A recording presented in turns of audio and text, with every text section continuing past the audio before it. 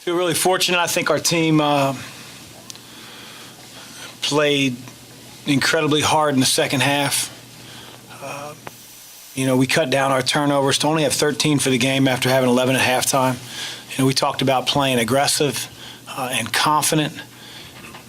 When they three-quarter court press us and playing in attack mode. Sometimes when teams throw that conservative press at you, it looks like you're walking across a frozen pond, not sure if the ice is gonna fall in. And we played a little bit more downhill and attacked a little bit better in the second half. And I really felt like at halftime, our problem wasn't the defensive end, it was the offensive end. 33 points isn't a whole lot of points to give up. A few of those were in transition, and now you're talking like mid-20s if you take care of the ball. In the second half, we did that.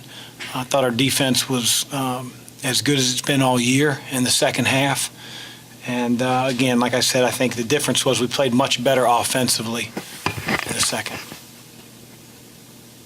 Coach, the first game, obviously, Xavier Johnson and McGowan's had a terrific night, but what did you do differently this time around to get them to, not be in the lane and to kind of limit them the entire game? I think their play in game one and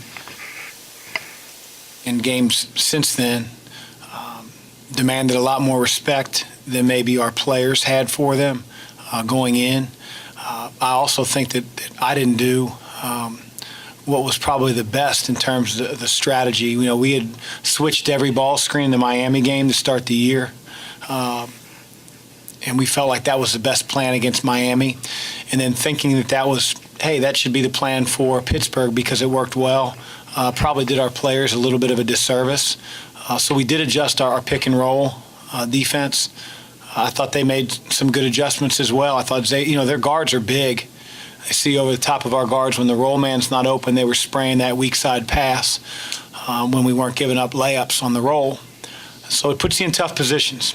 But again, I think that by and large we kept those two guys out of the lane as well as you can. And they're really good players. I know they're freshmen.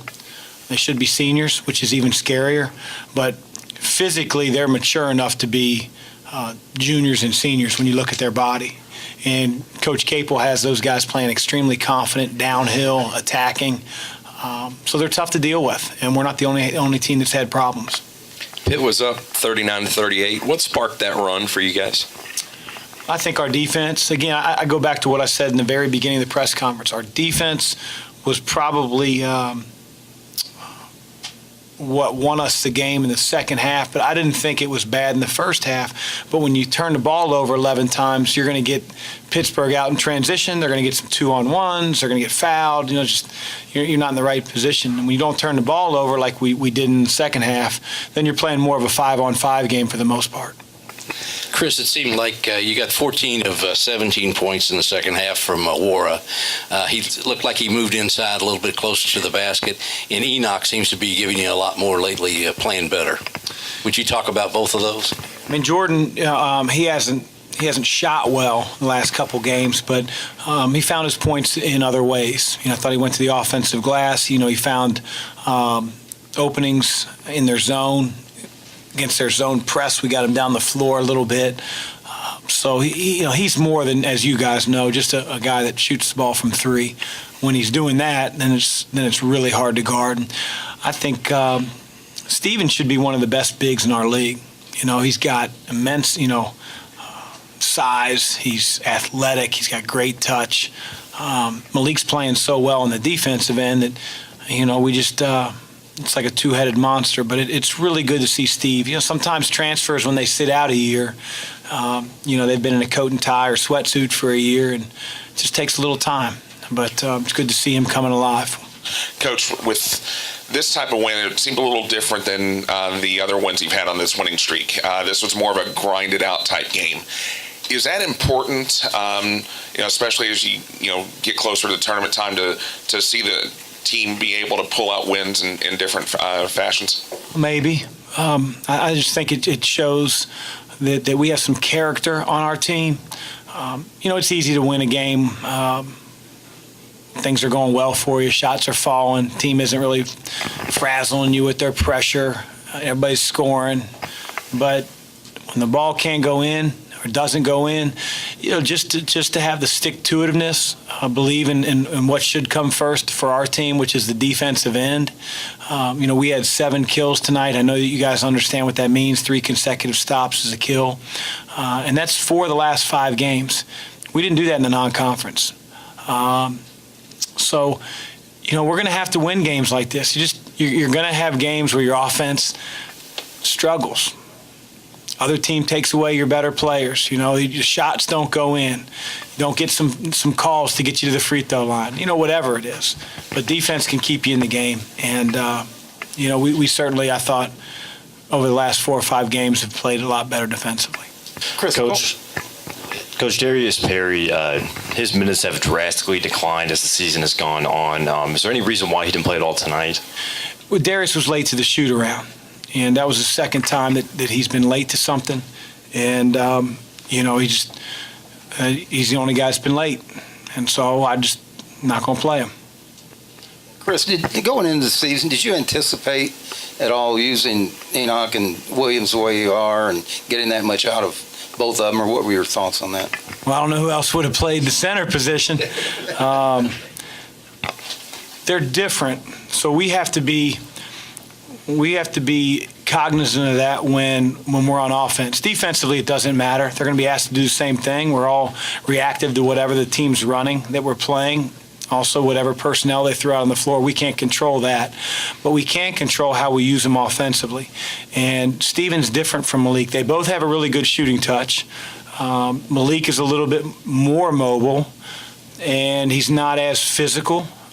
He doesn't seal and carve out space as well as Steve.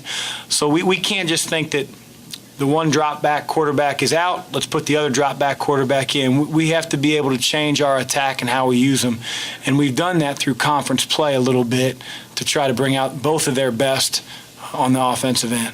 Coach, it seemed like in the first half that getting the ball inside to Steven, it seemed like maybe if he was not there immediately available, the team kind of went away from it. Does the team have to get used to playing with a true center, a true big man like that to kind of be a little bit more patient? It seemed like they were more adamant to get it into the inside in the second half. It's a little bit of both. It's Steven not doing a good enough job demanding the ball, and then our guards not doing a good enough job of seeing in and looking in, especially when Pittsburgh plays their zone or man. They get extended. And the further out you extend, the more that he should be in one-on-one situations. You give Pittsburgh credit because when Steven caught it off the block, they doubled him. And so our intention was to try to throw it from the top.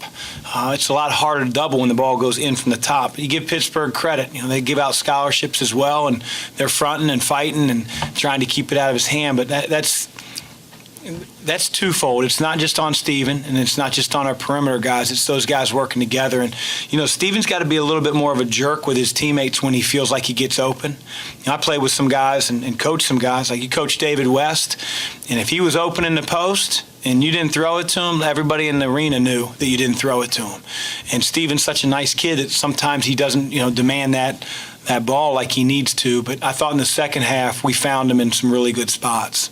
I had just one follow-up. Just as far as the transition game, it seemed like they were getting layups at will up in Pittsburgh, but only 6 fast break points today. What was the biggest change that you made defensively?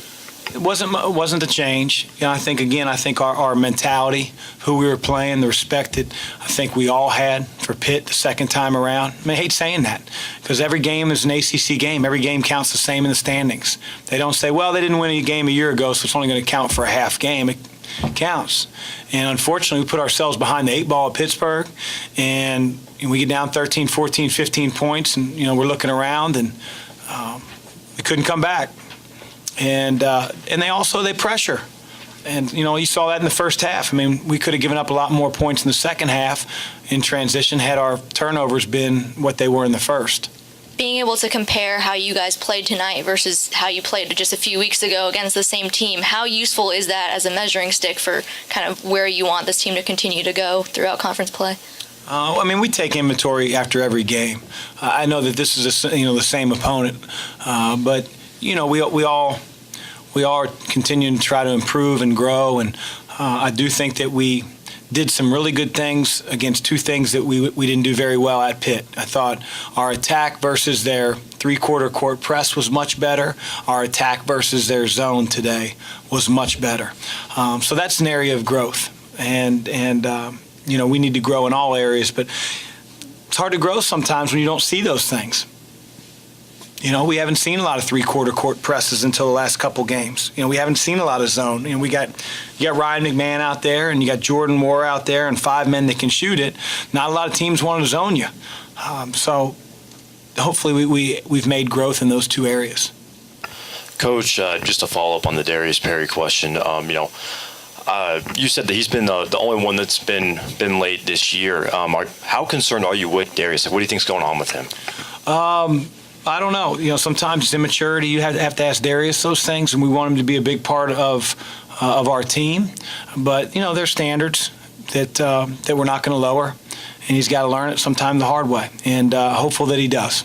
Coach, I couldn't help but notice that you walked off the floor in your socks. Can you tell me a little bit about that? And was this win made sweeter by, Jackson's journey today? Yeah, thanks for asking the question. Obviously, this whole week for college basketball is Coaches versus Cancer, and trying to raise awareness. Hell, who doesn't know about the disease? But more importantly, it's about raising funds and dollars. And over the years, whether it's an uncle of mine, friends that you've had, family members, it seems like, now maybe it's because the older I get, but we've all been affected somehow, one way or another, from this horrendous disease. Really hurts you when you start to see kids, and Andy's story, is really tough one. Andy and I knew each other. It wasn't like we were boys. I know we went to the same high school, but we would text from time to time, and I heard through a third party that, hey, his son, has brain cancer, and then it was like a few weeks later he'd passed away, and it was. I can't imagine what the Kettlers have gone through.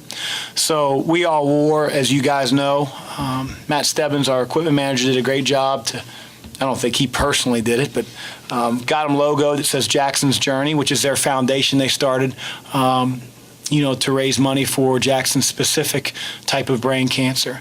And so I thought the least I could do is maybe sign the shoes. I think we're going to get our players to sign the other one. I put 4 people I don't even know in our suite for the Duke game. And if an autographed basketball doesn't devalue everything from me, then that'll hopefully raise a little bit of money that we can throw towards Andy and Kim's foundation in Jackson's name. Have yourselves a great Saturday. I will.